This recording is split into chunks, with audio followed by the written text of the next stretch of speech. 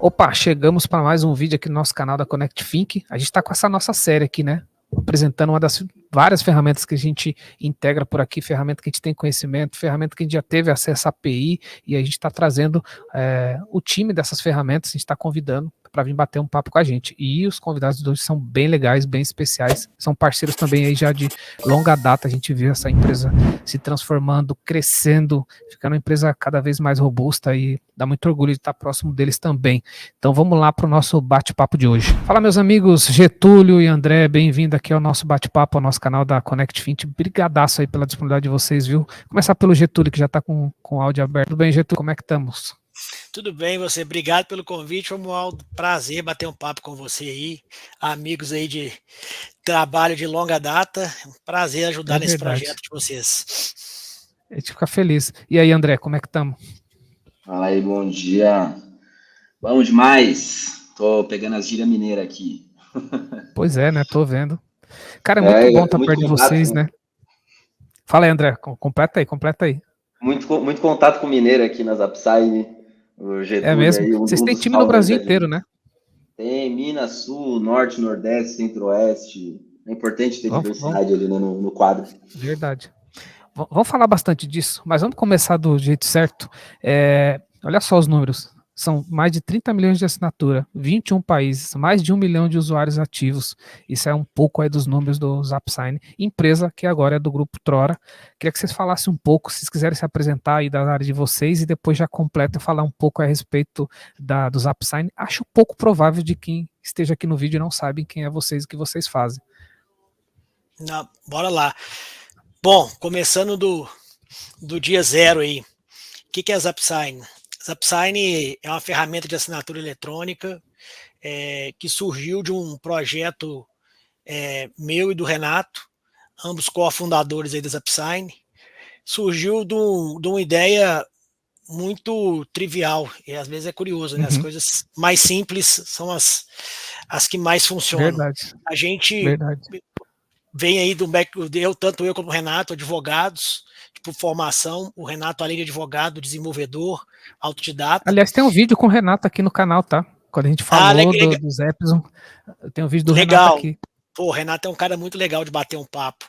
E a ZapSign surgiu da ideia de ferramentas de assinatura eletrônicas são fundamentais, mas elas foram todas criadas num mundo onde as pessoas conversavam por e-mail.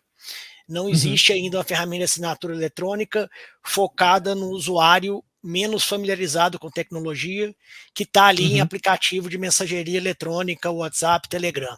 Vamos criar isso? Vamos. Criamos como um projeto inicialmente paralelo, uma necessidade nossa para no cotidiano nosso como advogado, e no caso do Renato, numa law tech, e aconteceu, para a nossa sorte, mas com grande malefício para a humanidade, a pandemia. Justamente quando a gente estava lançando a ferramenta. Ali em março de 2020, os primeiros rascunhos de ferramenta, e a gente lançou oficialmente em junho. E aí a gente teve uma demanda muito grande das empresas buscando forma de manterem suas operações, seus negócios atuando, e a partir disso começamos a ter um crescimento orgânico, uma viralidade muito forte, uma aceitação muito ampla do mercado, inicialmente um mercado muito B2C, e fomos crescendo a empresa. Esse projeto foi tomando corpo, a gente adicionando cada vez mais pessoas. 2019, fundação? 2020, exatamente com a pandemia. 2020. Alguns fatos curiosos da ZapSign. Nós montamos a empresa, salvo engano, nosso CNPJ é de junho de 2020. Eu fui ver pessoalmente o Renato 1 ano e meio depois da gente abrir a empresa. Caraca! Por conta da pandemia. Sinistro isso. A gente montou um time que foi se encontrar praticamente 2 anos depois de montada a empresa, já com a empresa vendida. Caraca! Talvez vocês escutem no fundo aqui um chorinho de bebê. Eu tô com a filhotinha que nasceu semana passada, então tô de licença paternidade, Parabéns. então o chorinho pode fazer parte aqui hoje. Que legal. Mas, e aí surgiu, quando criamos esse time, inicialmente eu e o Renato, e aí em determinado momento o time foi crescendo, os estagiários, uma hora a gente falou, não dá, precisamos de um CTO de verdade aqui dentro. O Renato, embora tenha conhecimentos técnicos muito bons de programação, a gente precisa profissionalizar. Foi quando o André se juntou ao time, a gente não tinha dinheiro para pagar ele, a gente fez umas promessas contando que a empresa ia crescer, deu certo, e aí o André se juntou ao time. Aí o André conta um pouquinho da chegada dele aí, o que foi Zapsign. Eu acho que é engraçado isso, né? Porque eu conheço o Renato já tem uns anos já, e a gente sempre teve vontade de trabalhar junto. Esse lado mais software dele eu acompanhei de perto. E eu acompanhava a história da Zapsign assim como um conselheiro, sabe? Meio de longe, assim. Que legal. O que a gente vai fazer agora? Cara, acho que vocês contaram essa história lá no Jovem Nerd, né? Ou você ou o Renato contou essa história lá? Pode ser, a gente bateu um papo lá com o Jovem Nerd, muito legal. Pela ótica dele. Eu ouvi o podcast. Eu não estava nesse podcast. Mas o Renato falou da história. Contou, né? E, enfim, eu sempre acompanhei assim nessa questão de, putz, quais são os desafios que você está passando aí? O que eu já passei na minha carreira? Já mexi muito com PDF, enfim, já mexi muito com N ferramentas, já empreendi com software por 3 anos, tive uma software house, enfim. Já vi muito cenário, posso ir agregando, né? Eu fui agregando, assim, eu lembro que o primeiro desafio que a gente pegou que eu ajudei ele a arquitetar, foi o lado de internacionalização, de fato. Como que eu faço para traduzir essa plataforma que eu tenho em português para o espanhol, porque a gente quer vender para um grupo colombiano, que no caso é a Truora, né? Enfim, eu falei, putz, faz assim e espalha, e o Renato foi implementando junto com um time pequeno. E, de fato, startup começa sempre como uma hipótese, né? E foi uma hipótese, de MVP, fato, ali, do Getúlio e do Renato, que essa questão de compartilhamento do conteúdo via link ali por um WhatsApp, por um Telegram, seria um diferencial em usabilidade. E essa hipótese foi se confirmando. Então, ele chegou até a me fazer um convite, mas eu estava empreendendo em outro lugar, e naquele contexto, para mim, no meio da pandemia, era muito inseguro fazer a transição, mas conforme a pandemia foi acabando e a empresa foi tomando tração, a coisa foi tomando um caráter mais firme, né? Eu falei, pô, fiz um estudo ali do business como um todo, eu falei, bora, vamos comprar essa briga. Quando eu cheguei aqui, o time de engenharia eram 2 estagiários, e eu sou instrutor, né? Eu comecei minha carreira como instrutor no Grupo Alura, e eu falei, pô, bora, vamos desenvolver essa galera. A gente começou numa estratégia ali, né, de uma startup que realmente tem pouco recurso, e vamos investir em desenvolver essas pessoas, e, enfim, fomos trazendo uma galera mais júnior do mercado, esse time foi crescendo, essa galera foi tomando outra proporção, foram sendo promovidos, né, tomando uma posição de pleno, tomando uma posição de sênior com o tempo, né, conhecendo mais no business, até chegar no ponto que a gente está, né, que hoje é um desafio de escala mesmo, um desafio de performance, de como fazer isso atingir milhões do time de hoje, pessoas. Atualmente? Hoje a gente está com um time de engenharia em 18 pessoas, contando com um suporte técnico nível 2, a galera de nível 2 faz um trabalho incrível, com DevOps, com questão de qualidade, enfim. Hoje o time de engenharia tem umas 18, 20 pessoas. O time como um todo, a gente está na Zapsign agora com umas 80, né, Getúlio? Quando eu cheguei aqui, tinha um 9. 83, pode variar um pouquinho para 89. E vai passando esse momento aí de entrada realmente do André, o que a gente fez? A gente coincidiu a entrada do André com a entrada da Truora. A Truora precisava de soluções, fazer esse gancho, e a Truora precisava queria entrar no Brasil, sabia tratar. Eles são mexicanos, né? Eles são colombianos. Uma das fundadoras é mexicana. Eles foram da Y Combinator, não lembro agora qual. Vocês são o primeiro investido dele no país? Ele já tem outros players aqui também? Primeiros investidos no Brasil, e hoje a gente já é um faturamento relevante dentro do grupo. Qual foi a grande sinergia que a gente teve com a Truora? A Truora queria entrar no mercado B2C, queria entrar no Brasil. Eles são muito focados, ou sempre foram muito focados em clientes B2B, principalmente grandes bancos da América Latina, em soluções de KYC, background check, onboarding digital.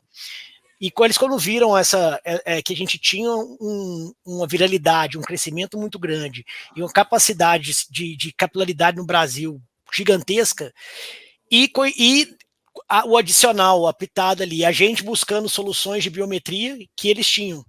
Então eles procuraram a gente, inicialmente era uma troca de soluções que a gente queria fazer, mas acabou tendo uma sinergia muito boa de time, fazia sentido uma operação conjunta, o grupo outro hora acabou adquirindo as Upsign, e imediatamente a gente foi para um processo de internacionalização. Aí realmente expandimos time, expandimos países de atuação, hoje estamos em mais de 21 países, temos times de suporte no exterior, times de engenharia no exterior, tudo para atender essas demandas, e é uma complexidade muito grande, não só do ponto de vista técnico, desenvolvimento de software, mas regulatório para atender as demandas de cada país. Com certeza. E uma dúvida que eu estava estudando ali um pouco mais, vocês apesar de conhecer, né, é nítido a transformação, né, com a chegada de um player como a Trora, não tem como vocês acabar ganhando mais força. Mas uma coisa que, desde que a gente se aproximou, vocês sempre tiveram essa preocupação em ter API, né, tanto que vocês já têm há bastante tempo a API, de fato, eu não sei se vocês foram API first ou já nasceu junto, vocês têm a possibilidade, por exemplo, de usar lá em outras ferramentas como Make, Zapier, Pluga, ou seja, vocês sempre tiveram também essa preocupação de entender que vocês precisam estar plugados a outras ferramentas. Isso foi, o André deve ter chegado depois e já ter entendido, mas isso foi uma preocupação desde o começo de vocês, ou Getúlio? Vocês já tinham essa sacada que, tipo, cara, se ficar isolado a gente não vai para lugar nenhum. Tem dois pontos muito interessantes aí, o André pode complementar com o lado técnico. E a gente entende que a gente foi um dos últimos entrantes nesse mercado de assinatura eletrônica, existiam outros players. E esses outros players tinham uma documentação extremamente antiga, muitas vezes não atualizada, não escrita nos melhores moldes do mercado mais dinâmico, como a nova geração de programadores gostaria de ver. E isso, o Renato chegou desde o primeiro dia, já escreveu uma documentação de API extremamente fácil, e isso é um elogio que a gente recebe de todos os times. Nossa, nunca vi uma documentação tão fácil de entender. Eu acho que aqui tem um gancho que é interessante, porque ele envolve vários assuntos quando a gente vai falar dessa questão de APIs, de conectividade, né? É um business que cresce muito rápido, desde o dia zero, por conta dessas questões de pandemia e etc., né? O momento de mercado. E um dos pontos mais difíceis, para quem é técnico, a gente sabe disso, um marco até na carreira do engenheiro, é quando tu faz uma integração nativa mesmo, né? Você vai lá no HubSpot, cria a tua integração. Você vai lá no CRM que você usa e cria a tua integração direta, né? Isso requer um investimento brutal, no geral, né? Se você for olhar ali, exige pelo menos um engenheiro pleno. O engenheiro pleno não é barato, isso leva tempo para ser feito, o tempo desse engenheiro. O que diga-se de passagem, atualmente não é mais o caminho, né? Tá tendo a reversão. Né, a ConnectFink tem crescido por isso, todo mundo tem entendido que isso não é o caminho de trazer para dentro de casa. Esse é um papo para um outro podcast, um outro bate-papo como esse, mas é um caminho que está sendo revisto, né? Exato, e qual que foi a nossa estratégia naquele contexto, né? Putz, a gente não tem esse recurso, é uma startup, e eficiência operacional sempre foi uma pauta aqui dentro, a gente sempre busca isso, tanto que a gente processa mais de 1 milhão de documentos por mês aí, com 80 pessoas dentro do quadro, né? É um trabalho ali que é muito cuidado em cada ponto, né? E esse é um deles. Então, quando a gente começa uma documentação, eu acho que existe uma lógica de mercado de querer mostrar na sua documentação tudo que você faz. Então, se você olha nas concorrentes, você vai ver que a documentação é super extensa. E o engenheiro médio de mercado, né, o seu cliente, o cabra que vai implementar ali, de fato, a tua API, ele não quer saber tudo que você faz, ele quer saber o que ele faz, como ele vai fazer aquilo. É verdade. Então, existe uma virada de lógica ali, em termos de eficiência operacional, para que, essa pessoa consiga fazer isso do lado de lá, e a gente tem empatia por isso, porque a gente também é uma startup, a gente também precisa olhar para a eficiência operacional, de falar a língua do engenheiro. Mas, brother, você vai entrar aqui, você vai se autenticar aqui, você vai bater nesse endpoint, você vai receber esse resultado, e provavelmente desse resultado todo que você está vendo é essa linha aqui que você precisa. Se você ler nossa documentação, é assim que está escrito. E, em paralelo também, a gente usar dessa lógica de eficiência operacional para lidar com as APIs dos outros. E aí que entra todos esses provedores, né? Tanto ConnectFin como outros provedores de mercado para que a gente possa se integrar essas ferramentas. E isso é uma estratégia que faz muito sentido para PMEs no geral. E que é um mercado que continua crescendo em termos de assinatura eletrônica hoje em dia. Sim. Então, acho que isso foi um grande diferencial estratégico mesmo. De começar desde o dia zero, pensando como um engenheiro e tendo empatia por essas startups que precisam lidar com um recurso de engenharia que não é barato, né? A gente sabe disso. Verdade. Vocês não são API first, mas é quase como se fosse, né? Porque, tipo, a solução e a API nasceram, tipo, junto, né? Praticamente nasceram juntos. Praticamente. A diferença deve ser de semanas do nascimento. Possivelmente. Sim, porque vocês já nasceram dentro dessa camada, assim, tipo, você, e até já emenda a pergunta, né? Porque hoje eu entendo vocês também, já teve um bate-papo mais nos bastidores da questão da mudança que também vocês também migraram, talvez até organicamente para o mercado enterprise e não tem como ficar isolado, né?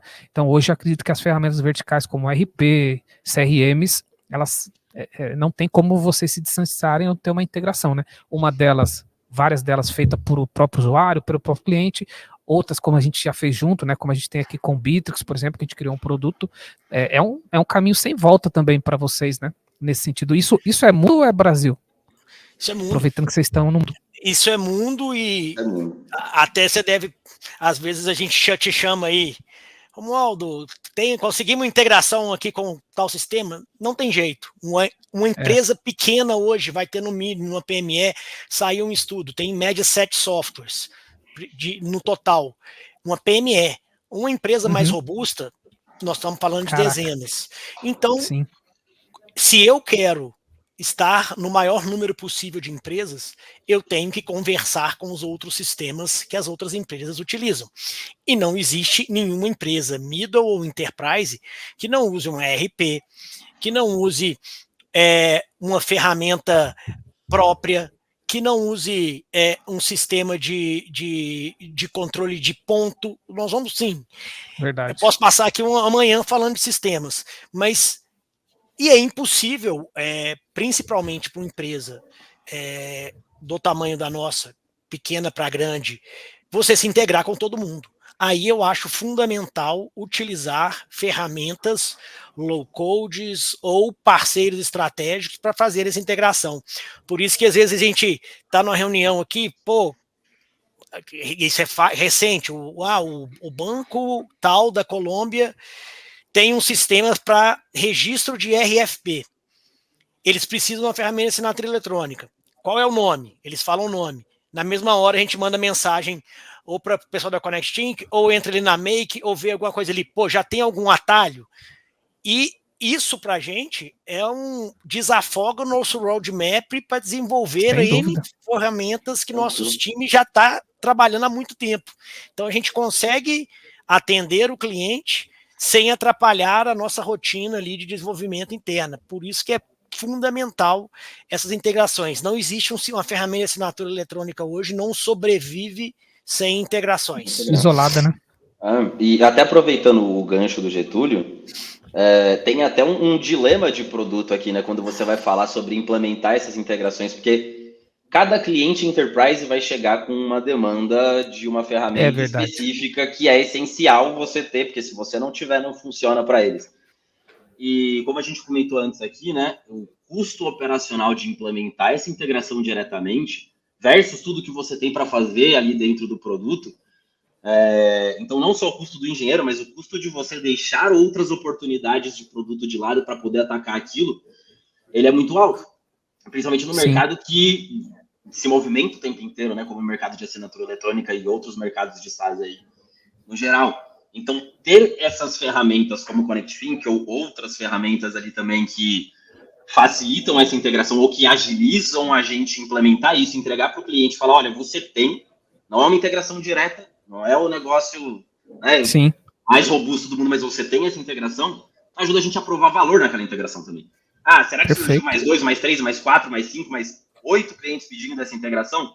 A gente teve um caso aqui dentro, inclusive, sobre isso em relação a um provedor de telecom.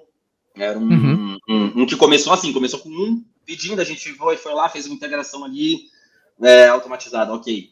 Aí a gente foi vendo que foi surgindo, que essa oportunidade foi crescendo e você vai mudando a sua estratégia conforme essa oportunidade se comprova. Porque implementar isso do zero, já, sabe, apostando, né, num dia ou só, é um risco muito alto para um SaaS também. É um risco muito alto, de concordo. oportunidade, né, que a gente deixa de lado. Sim, e vocês têm os trade-offs aí, né, de plano de produto, né, de roadmap, né, aí você tem que estar toda hora olhando, eu vou nisso aqui, eu vou nisso aqui, na linha do tempo. E até já aproveitando falar de roadmap, né, quando a gente se aproximou, de fato foi a primeira vez que eu conheci um sign, como eu costumo chamar aqui, que fazia assinatura por WhatsApp. Eu acho que, como o Getúlio falou, foi um diferencial lá atrás. Como é o desafio de se manter na dianteira sendo uma empresa que o mercado já espera, né? Pô, se os caras saíram na frente, o que eles estão fazendo para sair na frente? Já olhando para plano de produto, já tem coisas novas aí que dá para citar aqui nesse nosso bate-papo? Que a régua ficou lá em cima, né? A gente vê uma evolução natural desse mercado. Sim.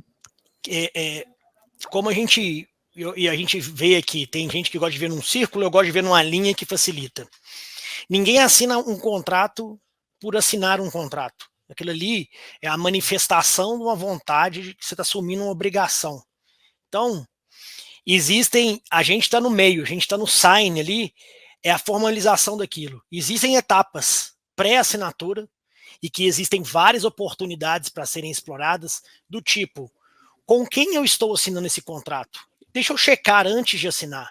Deixa eu checar, fazer uma validação biométrica se essa pessoa não é quem realmente ela faz. Se ela é a mesma, né? Exatamente. Existe uma etapa de, às vezes, automatização e diminuição de erros na geração desse contrato com a verificação num banco de dados governamental.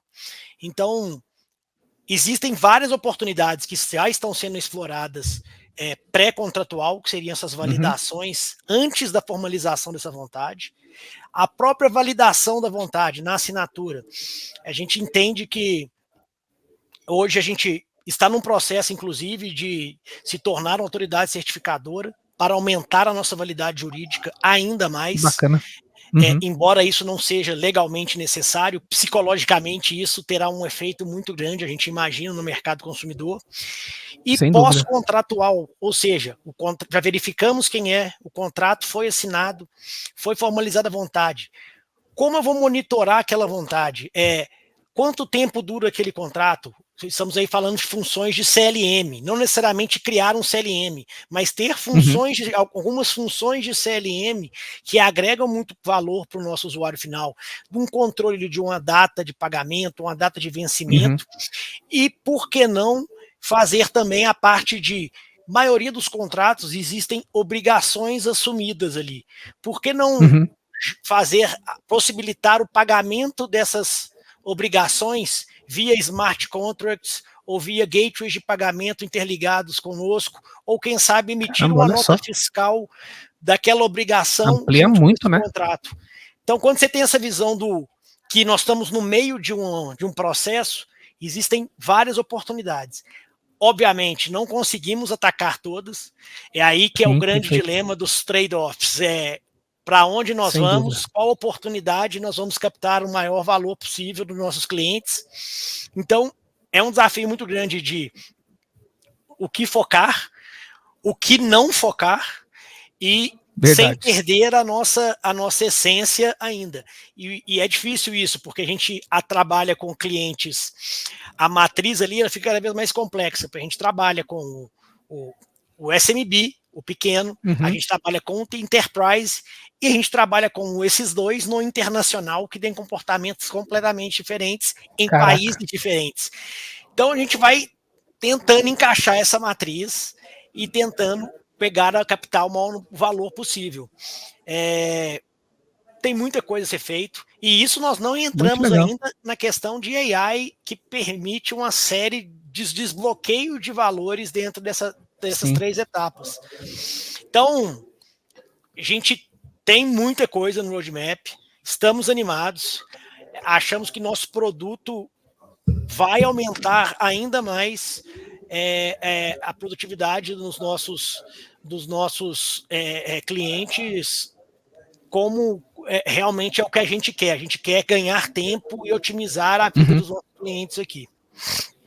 E aí cai tudo, tá tudo no time do Getúlio. Desculpa, do André, né? Boa parte disso, né, André? Execução sim, mas passa por muitos times. Tem o time de produto do Gabriel Bernardi também. Tem o time de sales que tem que dar um input nisso, claro, porque Sim. as demandas vêm dali. Tem o time de CX também, ali da Valéria, que sente também ali quais são as maiores dores desses clientes, o que eles sentem mais falta. Então, essa decisão, ela deve passar por várias áreas, né? A gente aqui é a área que executa de fato, que bota isso para acontecer. Mas é um trabalho a várias mãos. Posso Acho que esse é o grande desafio. Sim.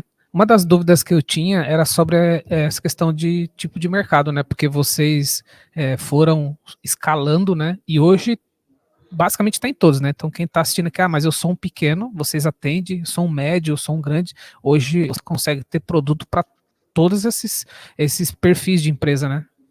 Sim, e um dos grandes desafios, inclusive, é você conseguir olhar para esses perfis de formas diferentes, né? Para essas personas de formas diferentes. Sim, Um cliente PME, verdade. ele tem um tipo de demanda, ele usa muito mais a interface web, ele quer facilidade ali para criar e gerenciar os documentos dele, todo esse lado de LMS, de Contract Management System, CLM. né? CLM.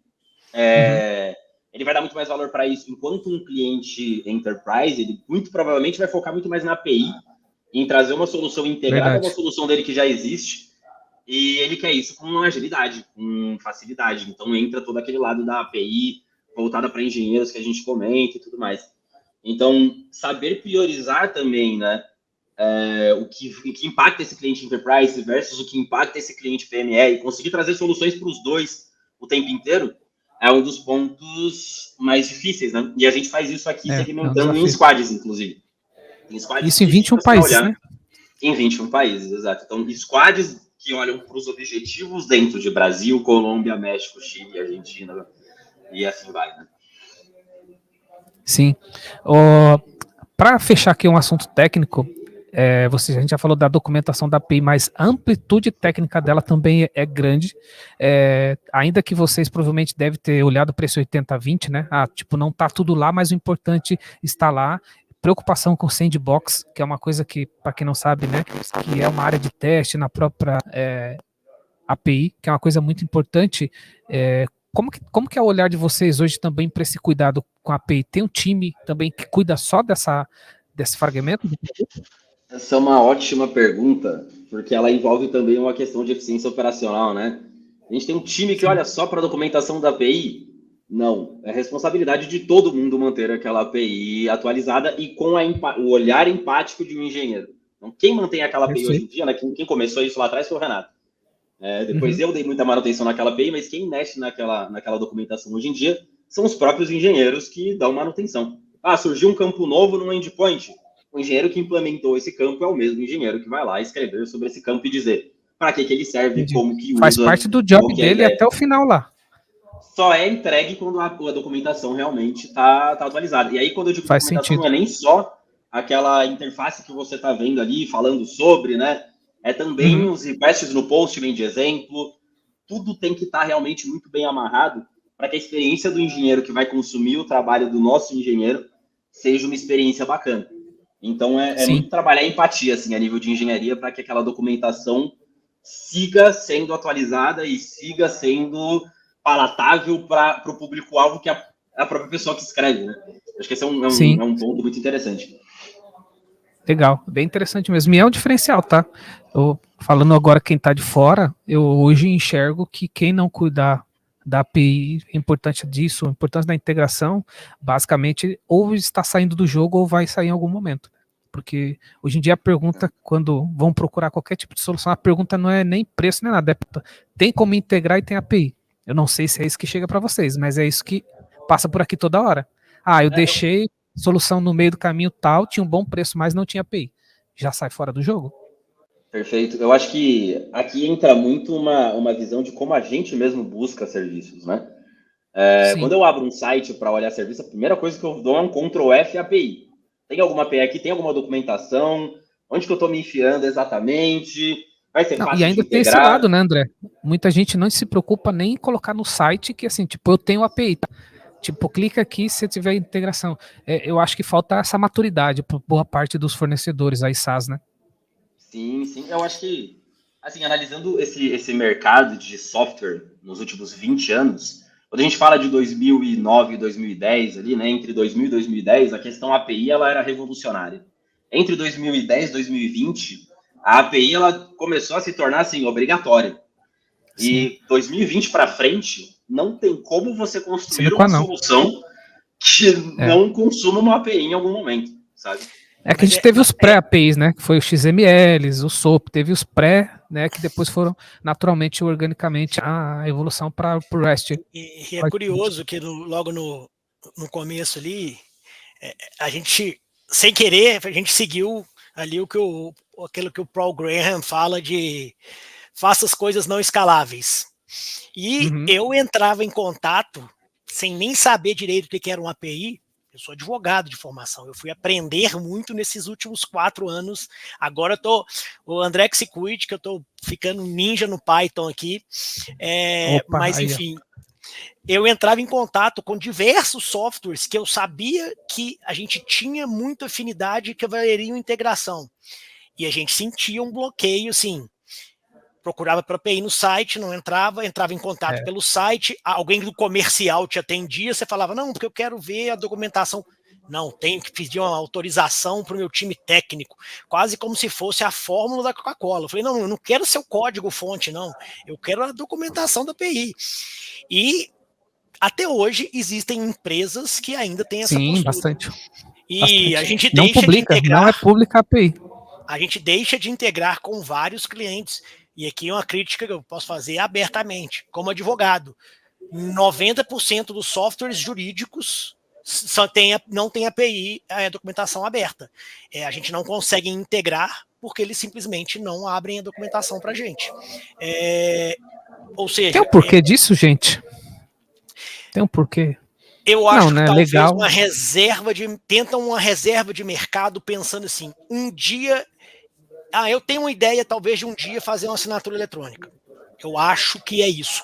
Um dia vou fazer uma ferramenta de agendamento de reuniões. E pensa que isso, ao invés de aproveitar e desenvolver um relacionamento, uma parceria comercial, que ele lucraria imediatamente e continuaria focando no core business dele, que é o sistema para advogados, eu acho que fica tentando fazer essa reserva de mercado. Mas, sinceramente, isso não vai funcionar. Eu não vou contratar um software jurídico porque ele tem assinatura eletrônica. Provavelmente você já tem o seu software de assinatura eletrônica e você quer usar ele, por N motivos. Com certeza. Concordo. Então, essa é a visão não técnica dessa questão de API. Eu acho que tem um lado menos business também, que pode ser uma justificativa, que é preocupação com escala mesmo, né? Controle de escala. Tem que pensar também que, do nosso lado aqui, a gente dedica muito esforço para manter a nossa API escalável e para que todo mundo possa consumir ela sem essas restrições, né? Sem esses bloqueios de ter um time de sales entrando na frente, etc. Porque a gente realmente se preocupa muito com escala. Mas dependendo do business que você está tocando, ter uma API pública significa entrada meio que sem controle, né? Você não sabe quanto que vai entrar ali, etc. Isso também pode acabar. Sim, mas aí a restrição pode ser na API, né? Porque muita gente não entende isso também. Que você não pode chegar lá e falar pro cara, vem aqui e baixa tudo. Você vai ter um controle ali tem uns do consumo limites, dessa API. Né? Dos limites e tudo mais. Aí talvez falta essa maturidade. Olha como que é estranho, né? Eu tive em 2021 lá no escritório do Make, em Praga, onde eu me aprofundei mais ainda no mercado de integração, de IPS e tal, e a gente falava de muita coisa que talvez o mercado brasileiro ainda não está maduro. Eu também entendo isso. Eu acho que a gente está passando por essa maturidade. É estranho falar, né? Vocês estão aqui desde 2020 e já nasceram API e ainda falar que ainda não é tão maduro. Os CRPs estão há 30 anos no mercado, os CRMs 20. Então, acho que essa questão de integração das APIs faz parte de um amadurecimento natural do mercado, que todo mundo vai entender que ter uma documentação no site é um diferencial de venda, inclusive, hoje. Não é nem para você esconder que você tem uma funcionalidade que você está pensando em fazer. Né? Então, isso já mudou o jogo. Mas acho que é normal a gente acompanhar essa mudança, e quem já está na frente, já está na frente, né? Que é o caso de vocês que já tem essa preocupação. Senhores, quero agradecer muito aí, pô, tá muito bacana o bate-papo, sempre bom reencontrá-los, né? A gente fala muito nos bastidores sempre que é possível, a gente tem muito orgulho aqui de acompanhar a jornada de vocês, e é uma empresa que eu tenho uma baita admiração, né? Conhecer a boa parte da história, e então deixar claro para quem está aqui no vídeo, talvez que se alguma coisa fiquem à vontade aí para completar, que ZapSign, né, é uma ferramenta de mercado que tem uma preocupação muito grande com integração, tem API pronta, tem sandbox, tem integração com muita coisa. Ah, mas você precisa buscar um especialista como a ConnectFink? Não, tem lá no Make, tem possibilidade no Zapper, tem o Pluga também, que é um player aí nacional, mas quando precisa de algo mais complexo, a gente também está aqui e pode apoiar. Esse, para mim, é a grande mensagem que eu trago aqui, sabe, Getúlio? Que para mim é essa parte mais importante, de verdade. Não, perfeito. Agradeço, Romualdo, mais uma vez o espaço. É um prazer aí saber que você acompanha a nossa jornada aí, e eu sei que você é presente. A gente de vez em quando está sempre te mandando umas mensagens do nada e some uns semanas, mas a gente está sempre ali tentando desenvolver parcerias, e é isso. Eu acho que o recado final realmente somos uma ferramenta de assinatura eletrônica, estamos abertos para se integrar com qualquer sistema, seja diretamente, seja via parceiros, e é muito bom saber que existem parceiros como a Connect que permitem que a gente se integre com ferramentas que às vezes a gente até desconhece no menor tempo possível e a um custo extremamente baixo, que é o mais importante. A gente sabe que o custo de desenvolvedor hoje em dia é muito alto. Saber que é possível se integrar com uma ferramenta em pouco tempo, de forma rápida, é um diferencial muito grande para a ZapSign, e a gente espera contar cada vez mais aí com parcerias como vocês para nos ajudar a estar o maior número possível de sistemas. Com certeza. Perfeito. Tamo junto. É isso. A gente sempre está com a ConnectFink na cabeça quando surge uma integração nova. Beleza. E aí, como é que tá lá o Romualdo? Consegue tocar para ele essa ou não? Enfim. É isso, parceria é isso, né? A parceria é para o momento adequado. Não é tipo, eu só vou ser parceiro, então, cara, não, a gente é parceiro aqui há muito tempo, alguns momentos fazemos negócios juntos, outros não, e tá tudo certo, mas eu fico feliz de poder ser essa referência para vocês, né? E o mercado é muito amplo, né? E vocês, acho que foram muito inteligentes de dar muitas possibilidades para os clientes, e isso é perfeito. O cliente que tem que escolher o melhor caminho, e vocês, como fornecedor, dizer, você tem esse caminho e esse caminho, e também esse caminho, né? Isso significa que abre o leque e vocês podem estar cada vez mais conectados. Bom, para quem tiver curiosidade, não conhece a API, nós vamos deixar aqui no descritivo, porque a API deles é pública, né? Vamos deixar claro aqui, nós estamos falando depois, não deixar. E tem uma série de materiais lá que é muito fácil, eu estava lendo ontem, inclusive para preparar aqui a nossa pauta, e eu vi, e é muito engraçado, porque a API de vocês, ela está escrita como se fosse um documento, né, até sem nada tão técnico. Eu fui lendo e falei, caramba, isso aqui até um cara que não é técnico entende. Eu fiquei com essa percepção, acredita? Um tutorial, né? A ideia é essa mesmo. Então isso é muito legal, obrigado aí, parabéns pela preocupação. Getúlio, André, obrigado pela parceria, agradecer mais uma vez aqui a parceria e, apareçam mais vezes aqui pra gente bater papo aqui nesse canal. Fechado, valeu demais. Um abraço. Valeu, gente, abraço. Valeu, até mais.